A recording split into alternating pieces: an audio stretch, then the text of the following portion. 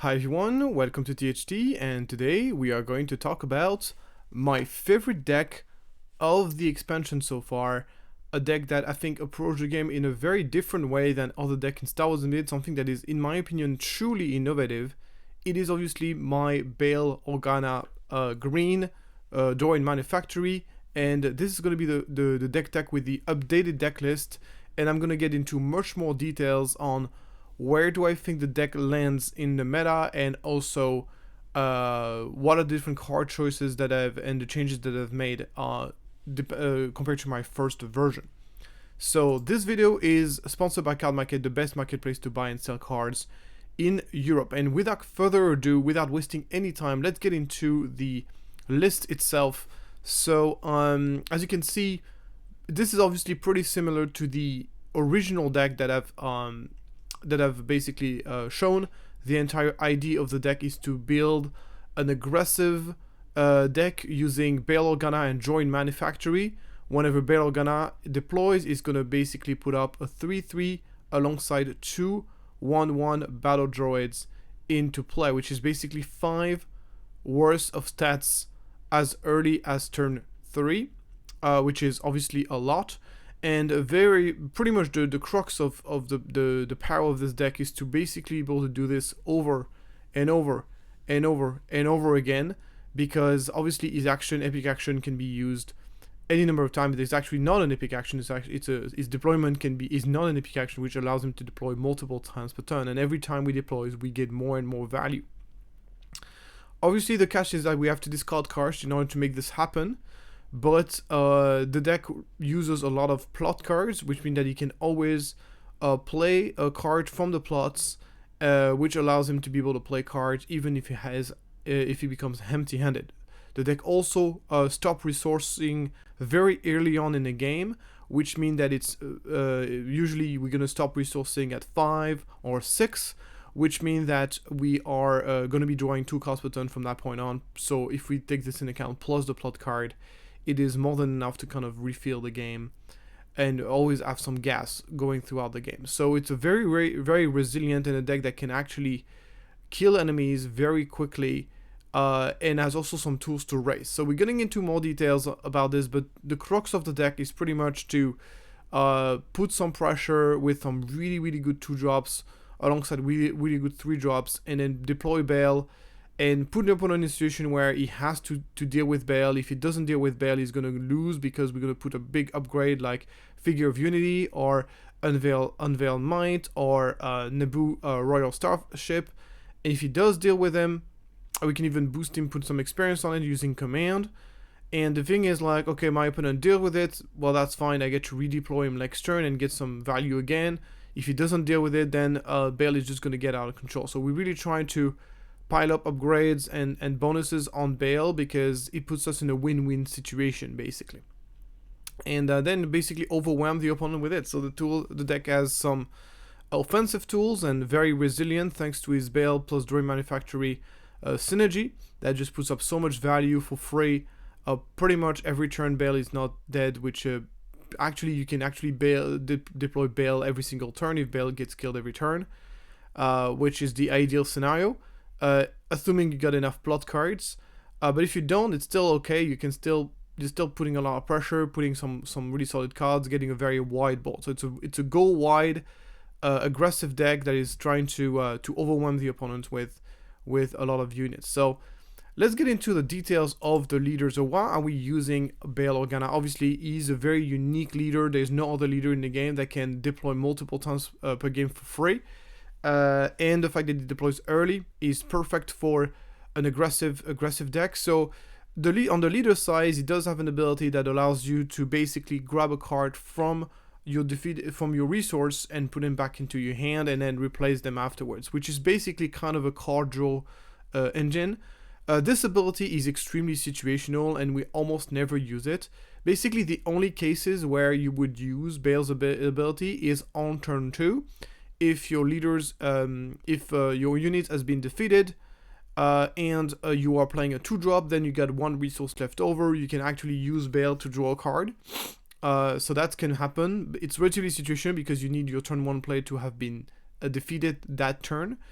that phase, and you also need to have a 2-drop in hand to me. So you need to go 2-drop and 2-drop, which usually the deck typically goes 2-drop, 3 drops, obviously. So it's something that is very rare, but it sometimes can happen. So just remember about it whenever that happens. Another scenario in which you might want to use Bale ability is Bale is ready to be deployed, but your opponent plays something like a Pillage or something that will discard a card from your hand. In which case, you might just be forced to use Bale's ability to draw a card because you can't deploy Bale. But once again, it needs to have a unit that has been defeated this phase, a friendly unit has been defeated this phase for you to use the ability. So even there, but it can be a way sometimes to refill your hand if your opponent has caught you off guard with some discard. So usually the best is to try to play around it. So make sure that even though your opponent has discarded you, you still have enough cards to deploy. And thankfully, Pillage doesn't see that much play right now in the meta as far as I've seen. But this is something that can happen, so in this case you can still use Bale enough of that ability. But it's very, very situational. In all the games I've played with Bale, I might have used the Bale's ability maybe a handful of times. It's really, really situational.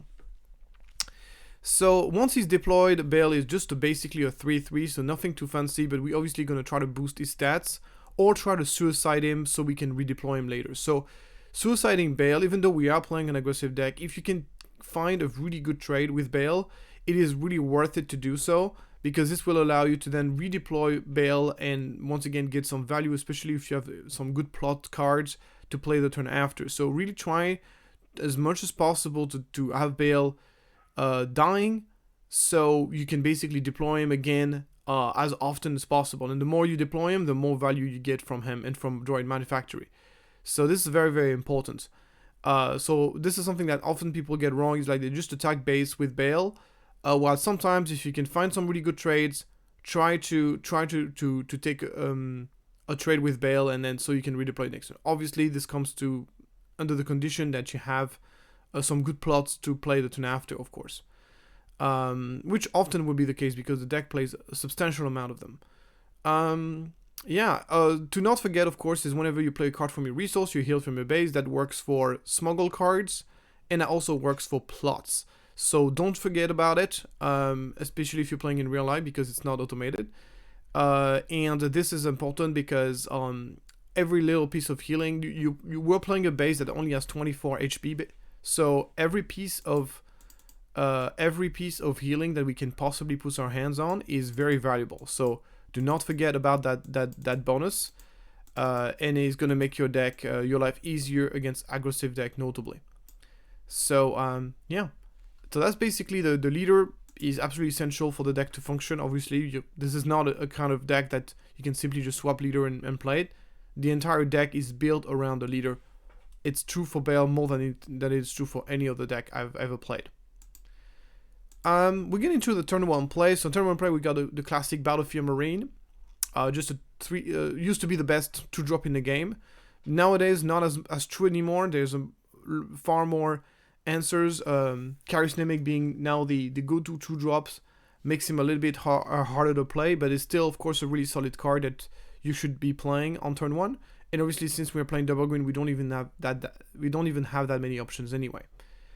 Then moving on, we got a Gungi, which is more resilient, will do better against Charismatic, and will obviously be really good against Tarkin Town deck. Then we got Mina Bonteri, which is obviously the best 2-drop available in that color combination. Really amazing in this deck. Resilience, heals us, and of course draws us a card when he's defeated, which is very valuable, and is when defeated is very easy to trigger. And then finally we got Phoenix Squadron A-Wing as an option to have if you want to go space, which is going to be good against all the space aggro. We can kind of get some good trades, and even against a control deck, if they're able to lock the space arena, are going to be able to arena dodge as an aggressive deck is a good thing to be able to do. In a turn 2, we got the Sunday Peacekeeper, which is a great card in this deck because the way we usually lose game is when people are able to kind of go to space and race us, and Sunday Peacekeeper does a really good job at preventing this from happening. It's a relatively aggressive card, not easy to kill, and does restore us, so it's a really good card. Even better, probably the best 3-drop in the deck is Oppo Rances.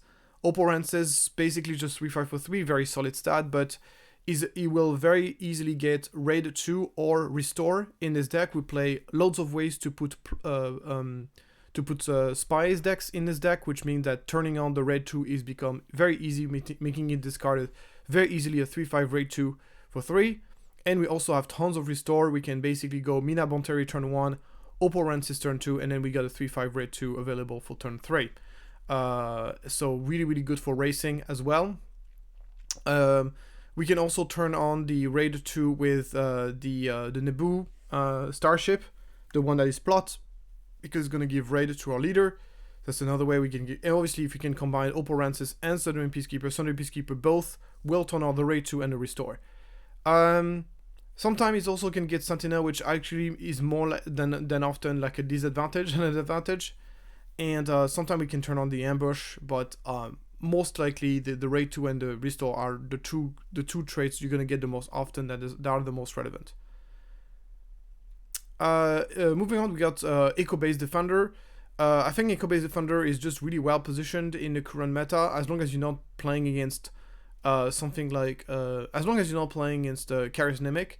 Against any other deck, I think Echo-Based Defender is really strong. There's a lot of 2/4 for 2 in the game right now. And basically Echo-Based does a really good job. It's also quite good against a deck that don't interact much with you, because then you can swing for 4. So it's a relatively aggressive 3-drop, and it does really well against 2/4. So as far as like turn 2 Sentinels, it's my go-to option. And unlike Obi-Wan, he always has Sentinel, which in my opinion is a very big deal. And it's a good complementary with the other card. If you want something that is low attack, high health, we play Opal Rancis. If we're in a matchup where we prefer to have a high attack, low health Sentinels, then Echo-Based Defender is our option. So it's a good comp. While Obi-Wan is kind of redundant with the other cards, Echo-Based Defender actually complements other units pretty well. And our last 3-drop is obviously Blue Leader. Our Blue Leader, obviously, to contest the Space Arena. The deck is very weak to space, so we get into more details about this later, but the deck can really suffer against space decks, so Blue Leader can allow us to get an early lead by getting rid of your opponent turn 2 play. It's obviously a card that also can be played as a 5-drop Ambush, which we're going to be using quite often as well. And yeah, Blue Leader is simply just one of the best green-white cards in the game, so no reason not to play. As far as turn 3, on turn 3 usually is going to be the turn where we're going to be deploying Bale. Actually, it's systematically the turn where we're going to be playing Bale. There's just no situation where we wouldn't want to play Bale on turn 3. So in this case, we're going to be playing plot cards. So the first option is to play Jar Jar Binks to give Bale +2/+2. It doesn't have to be Bale, by the way. You can give +2/+2 to someone else, but giving it to Bale is not a bad idea, because then this can allow you to trade with bigger units, and then Bale will die at the end of the turn, which is perfect, so you can redeploy it next turn. Or you can put it on, or you can basically put it on Bale, simply just to kind of say to your opponent, you better deal with that 5/5, otherwise you're going to take 5 damage, and once again put your opponent in the position of a win-win situation where either you deal with Bale. If you don't deal with Bale, you take a ton of damage, and if you deal with him, I get to redeploy him for free next turn. So Jar Jar Binks is really good, and you can play Jar Jar Binks alongside another 2-drops, and sometimes it's worth it to go double Jar Jar Binks, even though one of them will die. It's still going to be a +4/+4 plus a 2/1 body, which is really good even for 4 resources. And you're also going to heal twice, which is nice. So Jar Jar Binks is obviously one of the best cards. It's also not a bad card to play just simply as a swap card, even though in this deck we very rarely play plot cards as normal cards, because obviously every single plot card kind of wants to be played alongside Bale in order to heal, in order to make sure we always have something good to play when we are deploying our leader and taking advantage of that card advantage that we desperately need, since we're discarding tons of cards. So in my view, Bale is really plot cards are always played from the resource, but obviously you have to keep the mental flexibility to sometimes do otherwise when it is appropriate.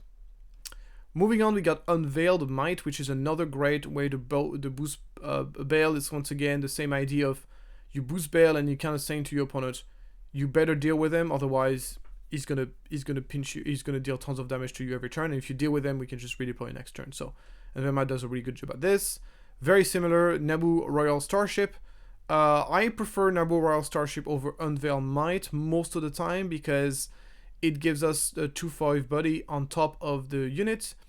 It also means that when Naboo Starfighter, so then Bail once again is easy for the opponent to deal with, but that's not a problem because, as I said, we kind of want Bail to die most of the time, so you can redeploy next turn and get some value from his deployment. In which case, then we can Naboo bonus is still gonna apply. The good thing is like it's not giving you like a +2/+2 as long as the it's not a when play give +2/+2 to a unit. It's a passive ability. That means that whenever Bail dies and we redeploy him, we still have the bonus, which is great. So basically, all of our Bail moving forward are gonna have rate to overwhelm, which is just great. And it's as a 5 health units in space is not easy to kill. So I really like it. There is of course situations where you're gonna prefer to play Unveilmite, but I prefer to play Naboo Royal Starfighter most of the time. Moving on, we got the Chancellor Palpatine. Even out of aspect, it's very, very worth it. It is a 5-drop, which is a bit awkward because usually we're going to be deployed on 4, but what can happen very often is 4, our unit dies, and then we can redeploy and then put Chancellor Palpatine, put tons of threats. It's good against aggro because it gives us double Sentinel. It's good against control because it completely swarms the board and puts loads of threats. And there's of course in this deck a lot of ways to take advantage of a wide board. So Chancellor Palpatine, even out of aspect, has been an absolute great card to play to just swarm the board once we deploy our leaders, which of course going to be happen. So those are the 4 plot cards that we play. There's no other if we wanted to play even more plot cards, you could play. I only play 2 copies of Unveilmite. We can go up to 3 copies if you really want to have even more plot, but from my knowledge, this amount of plot has been exactly the right amount. Moving on to our turn 4 play, we only have one real 5 card that we play always on 5, which is going to be a Queen Amidala, which is another. This card is really good notably against control when opponent has managed to deal with our board. Let's say opponent has managed to play like something like a bombing run or a barrage, completely wipe our board. We won't be able to play Bail this turn. We'll have to play next turn.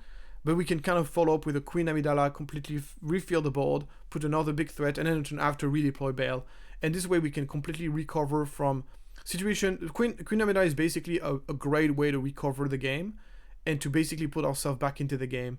It's just a really solid card in general, but it's really the primary role of Queen Amidala in this deck is to repopulate a board after your opponent has wiped us with a barrage or a bombing run. That's kind of like the role of the card. And of course it does that really, really well.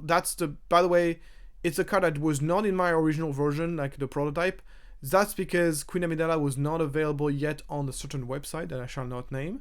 So I basically, so we used to play Commander Cody, but Queen Amidala is obviously much better. Commander Cody is kind of win more. It's kind of like, he's great when you have a full board, but he's kind of win more, while Queen Amidala is the opposite of win more. It's a recovery card. So she's obviously far more valuable and the kind of card that you should put in your deck because she allows you to turn games that otherwise would have been lost and turn them into wins. Then we have a bunch of cards that are kind of more situational, more answers to specific situations. Obviously, Admiral Akbar, we are swarming the board with the tons of droids, tons of units. So Admiral Akbar will be able to get rid of enemy sentinels. So its primary role is just to remove annoying units and enemy sentinels or a unit that can race us. So Admiral Akbar is great. He also has Restore 1, which turns on our Oboransis Restore ability, which is great. Then we got Figure of Unity. Figure of Unity is another way to take advantage of a very wide board, and that is really strong, especially when we are kind of in a racing situation. It's a card that you don't want to play in every situation. There's ways for opponent to counter it. Of course, No Good to Be Dead is very strong against it. Things like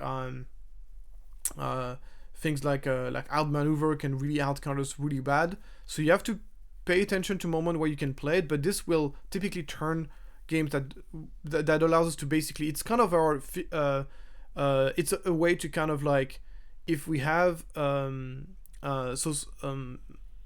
unity of purpose. It's kind of like the unity of purpose of the deck because.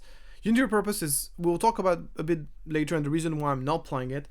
is a bit expensive. This one is very cheap and can be jammed at any moment in the game.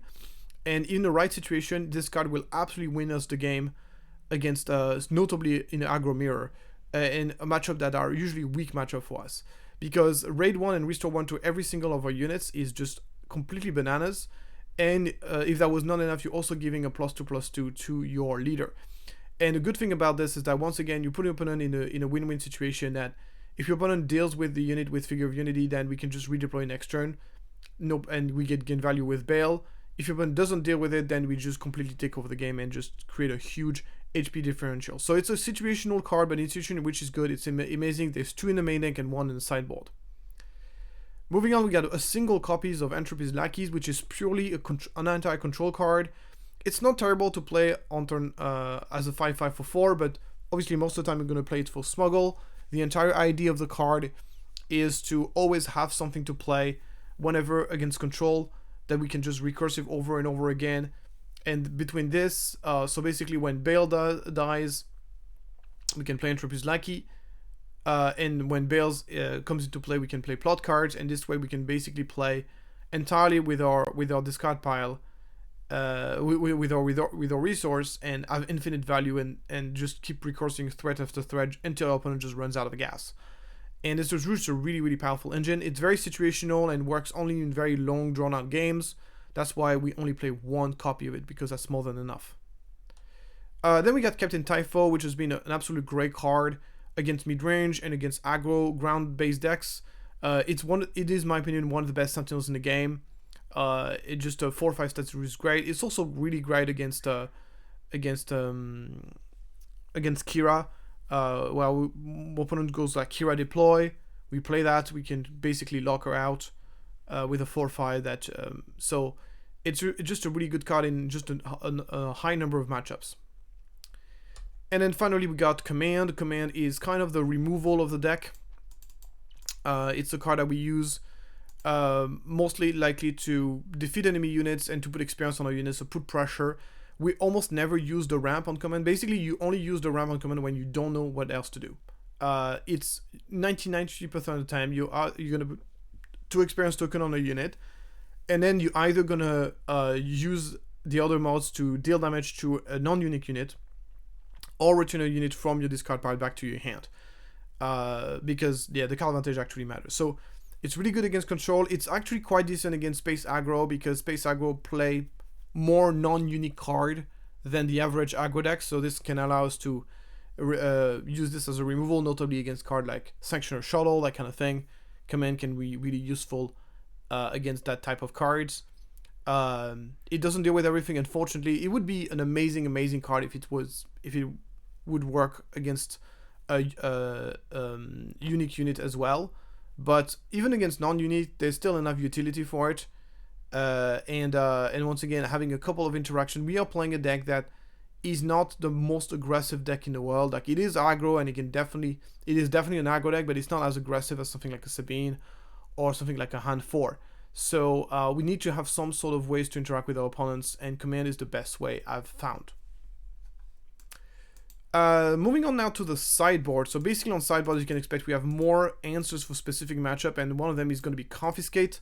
We're playing double grain, so we don't have access to a million different sideboard options, and Confiscate is easily one of the best sideboard cards in the game, and I expect it to be so even in set 6. It really helps us in matchups that are normally difficult, so not only the space aggro. Confiscate will do great there, and of course any other deck that plays a lot of upgrades. Control decks also do play more upgrade than before, because they now play Condemn, some of them, so even against control, this card is just really good. Moving on, we got the Trade Route Taxation, which is good against control, but not only. Its card is very specific for very specific matchup. The main card that we want to block using Trade Route Taxation is going to be cards like Outmaneuver, No Good to Me Dead, and cards like Overwhelming Barrage and Bombing Run. That kind of this. So depending on the matchup, also Top of the Summit. If we're afraid of that, we can also play this. So it is a situational card, but if you play this at the right moment, it just wins you the game. So a typical situation is you're on 5 resources, you're about to deploy Bale. Bale is died the turn before, we deploy Bale again. You play Trade Route Taxation, and now you have 3 resources you can play Figure of Unity. and combining the two, your opponent cannot answer the Figure of Unity, so you just heal a bunch and deal tremendous amount of damage with Figure of Unity, and there's nothing opponent can do about it because you got trade route taxation.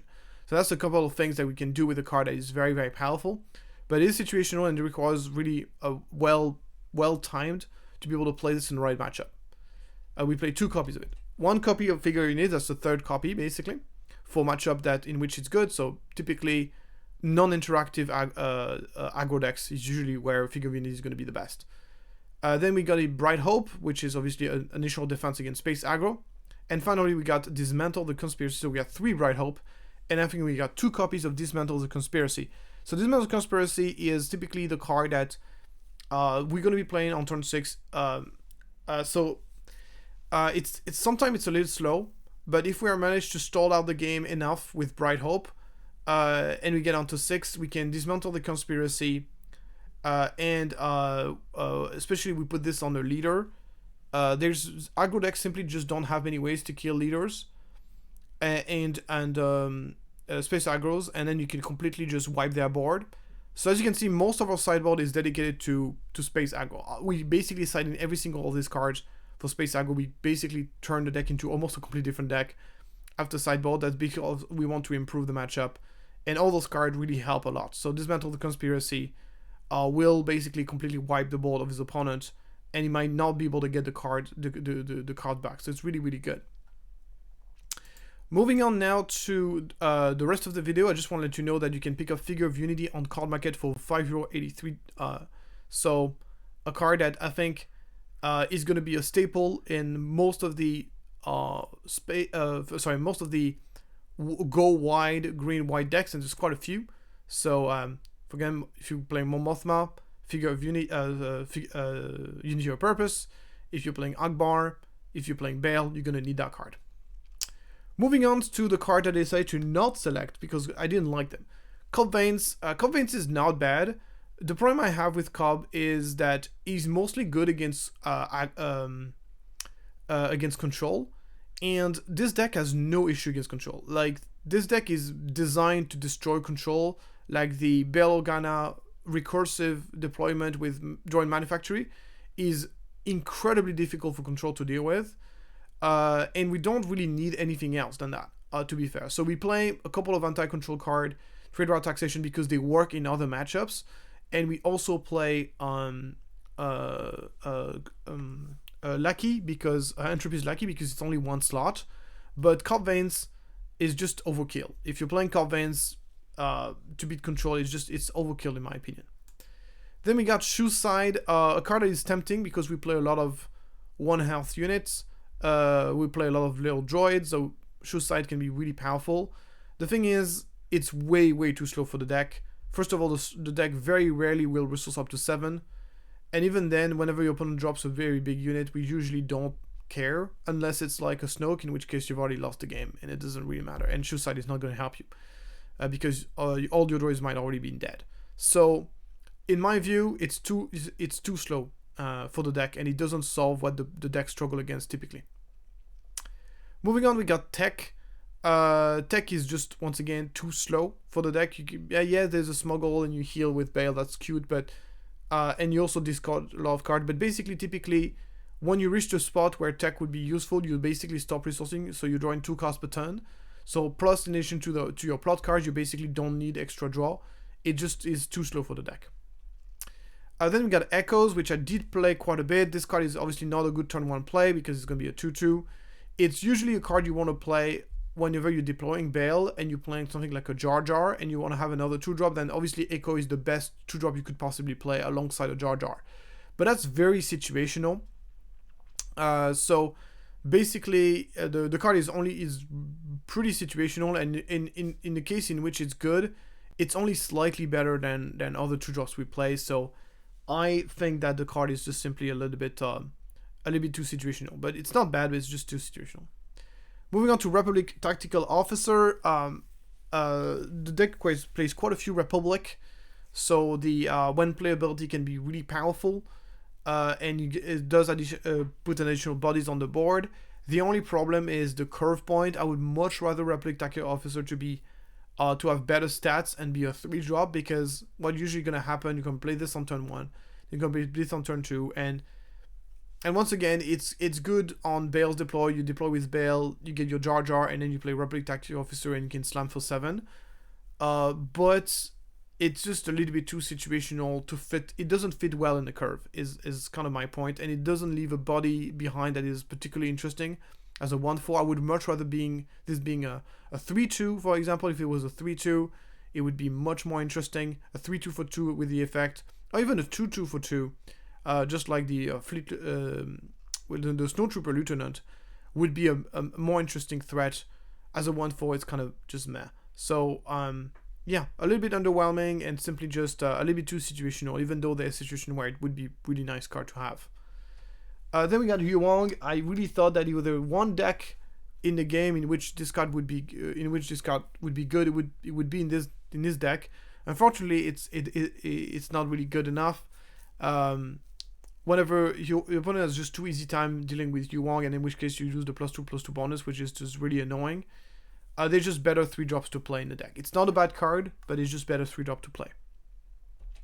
Then we got the Clone Commander Cody, which I actually did play quite a bit because, once again, in a website that we shall not name, Amidala was not available for a while, so I had to kind of think about other 5-drop I could play instead, and Clone Commander Cody was kind of an interesting one. Giving a wide bonus to everybody, but it's a little bit win more. Usually if you're going on 5-drop and your board is already super big, you're already kind of winning the game.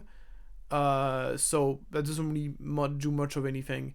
It's I guess it can be okay in Mirror of Argo, in which case you most likely, if you want to kind of raise, but in which case you most likely prefer to play something like a Figure of Unity rather than a Clone Commander Cody. So and last is Obi-Wan Kenobi. I've kind of already talked about this a little bit, but basically, if you're looking for Sentinels, I prefer Echo-based Defender, which always has Sentinel, and does complement the other 3-drops a little bit better than Obi-Wan does, and also does really well against those 2-4s, which see quite a bit of play.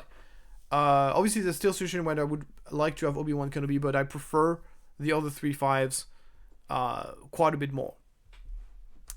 Moving on to other cards that you should consider depending on your meta or depending on your playstyle.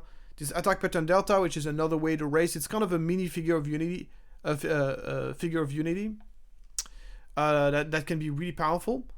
Then we got Traitorous, still a card that can be really powerful in some situations, in some matchup, can allow to steal a 3-drop. If you're in a meta where nobody plays upgrade removal, which I very doubt we will, but if it's possible, then Traitorous can be a really strong option. Then we got Scanning Officer. If there's a lot of smuggle cards in the meta, Scanning Officer is always a card you can consider playing on turn 1, and it can really screw up the opponent quite a bit. Legal Authority has more removal options against non-interactive decks. Eager is called Fighter, has more options against space aggro. Unity of Purpose, so some people might be surprised to not see this card in the main deck. The reason why I don't like Unity of Purpose in this deck is because it's typically just a little too slow. Unlike the Mon Mothma deck, which is entirely built to slow down the game, to really make sure that it's a mostly defensive deck, in which case getting into 6 resources is definitely easier, and then when you do, you actually win the game. While here, our deck is much more, the threats are much more easy to deal with for the opponent, and we don't have a deck that is able to slow down the game the same way the other decks, the Mon Mothma deck can, which makes Unity of Purpose a little bit more difficult to use. And I would rather just play, once again, if you have a very wide board, you get up to 6, you're usually almost already killing your opponent. So Unity of Purpose often resulted into win more. With that being said, there's still some matchup where this card can be very powerful. So I would definitely consider this as a sideboard card in certain matchups. And then finally we got Kino Loy, which is a 3-drop that is obviously not so impressive as it comes out, but can become really, really powerful if you get to deploy. I was just a little bit afraid that the card was going to be a little bit too win more, but I'll definitely would want to give it this more try. It's definitely one of the cards that I haven't tested as much, and maybe if I test it, I'll be able to enjoy. But yeah, this card with the Droid Manufactory is very powerful, as you get a bunch of droids, and you can boost his attack up to really, really high level. Obviously, your opponent can interact with this quite a bit, but if it works, it's really powerful. Now let's talk about the different matchups in the deck. So as you can see, I went from the most aggro to the least aggro. So space aggro, ground aggro, tempo, mid-range control, out control. And sort of the consensus here is the more aggro you are, the worse it is for us. Obviously, Droid Manufactory has the issue of giving us very low HP, and because we play double green, we don't have that many options to kind of like slow down the game. We don't have access to many removals. We do have access to healing, and we do have access to sentinels, but most of the sentinels are ground sentinels. The space sentinels in this game aren't really that good in that color combo outside of Bright Hope, which we play in the sideboard. But all this is just not enough to counter Space Aggro, and Space Aggro has also very, very strong counters to us. If we play against a Vader that has access to cards like Barrage or Outmaneuver, it's just basically impossible for Bale to race because of those cards. So there's just a lot of very annoying cards. Obviously, the matchup gets a lot better after sideboard because we do have a lot of anti-Space Aggro options. As far as the ground aggro, it's a lot easier because we obviously play a lot of sentinels, which are very powerful. We got Echo Base Defender and Typho, and we also have ways to slow down the game by suiciding our Bale into enemy units, and then redeploy it for free value the turn after. We also have Palpatine, which can put a bunch of. So in this matchup, yes, we have low HP, but we have a lot more ways to interact with our opponents, and then the healing coming from the restore unit that we play, plus the healing coming from Bale's ability, can really help us kind of stabilize the game. And then obviously with card like Figure of Unity, we can still do very, very good race once we've stabilized a bit. So tempo deck can be balanced. It really depends on the deck. They can is they play the control way, we usually kind of win. Mid-range is usually a little bit more difficult because they have more cards to wipe our board. Basically, what makes the mid-range matchup difficult sometimes is when your opponent is able to wipe the board and at the same time put an insane amount of pressure on us. So typically mid-range decks that have access to Barrage or have access to Bombing Run, and at the same time have access to ways to end the game really quickly by killing us in a couple of swings, those typically are going to be really bad matchups. So things like Piet Red, for example, things like Anakin, things like those can be difficult matchups. So if you are playing, so basically the two ways to win against us, basically the two main threat that we are facing when we're playing this deck is decks that are really aggressive and that can bypass our sentinels, so typically space aggro, and decks that are able to at the same time wipe our board and put insane pressure on us. And that's what some of the mid-ranges are capable of doing that. Once again, this is kind of a blanket statement. The meta is not very well established yet. That's why I didn't want it to go like deck by deck. I just go like archetypes because it's kind of like a more global idea. So control decks are definitely a more favorable matchup. They sometimes can act as mid-range deck where they can wipe our board and put a big threat that we can't deal with and just ends us very quickly, but they're not able to do this nearly as well as mid-range, as often as mid-range.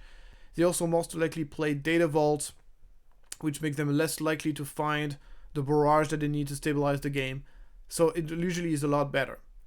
And obviously the deck is really strong against control, as we can just redeploy our leader over and over again.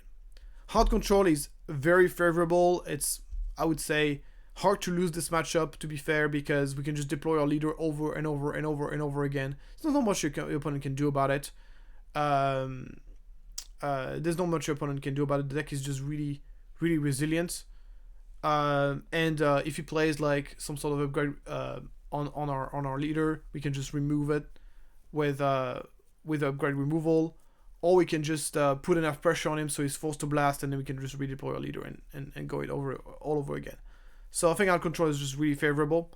To be fair, control, generally speaking, is just really, really good for us, as you can expect. And that's it for basically the main. Obviously, this is a very rough. Very rough estimation of the matchups. Obviously, there's nuances to be made.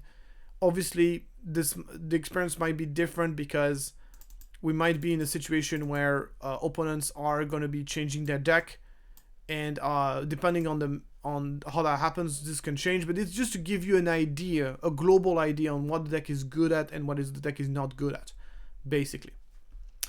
So yeah, that's it for this video. Thank you so much for following. If you got any questions about the deck, please let me know. It's by far the deck I had the most fun playing with since the Release of Secret of Power, and at least it's a deck that is radically different from anything we've seen before, and that by itself deserved a video, even though the meta might not be correct for it.